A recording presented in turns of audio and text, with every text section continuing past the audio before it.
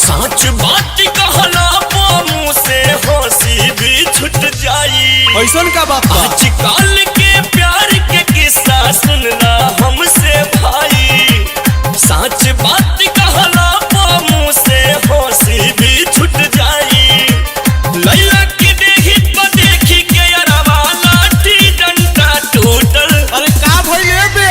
अरे धर धर मजनुआ मुखी में ढुकल, मजनुआ मुखी में ढुकल, मजनुआ मुखी में ढुकल, मजनुआ मुखी में ढुकल।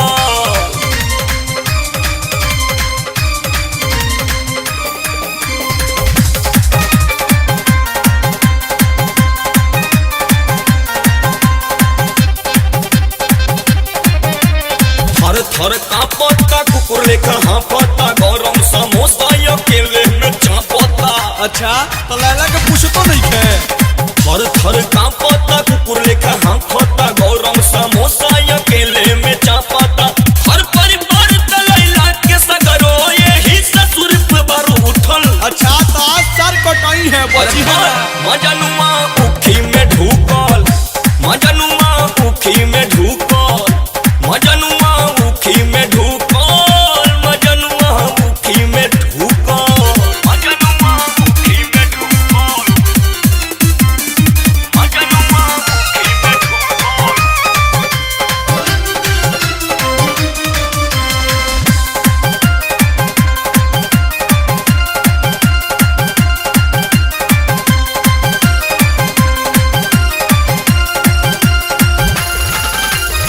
अरे ना बोलता मुंह नहीं खोलता, हो जाई हाला ना एने ओने डोलता।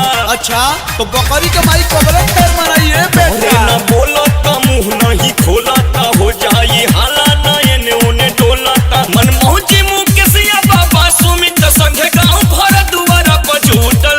हाँ तो जुटबे करी ऐसन करबे कइले बा। मजनुआ मुखी में ढुकल, मजनुआ मुखी में ढुकल, मजनुआ मुखी में ढुकल, मजनुआ मुखी में ढुकल। आजकल के प्यार के किस्सा सुनला हमसे भाई। अच्छा सच बात कहला मुँह से हंसी भी छूट जाई। ऐसन का बात बा? आजकल के प्यार के किस्सा सुनना हमसे भाई।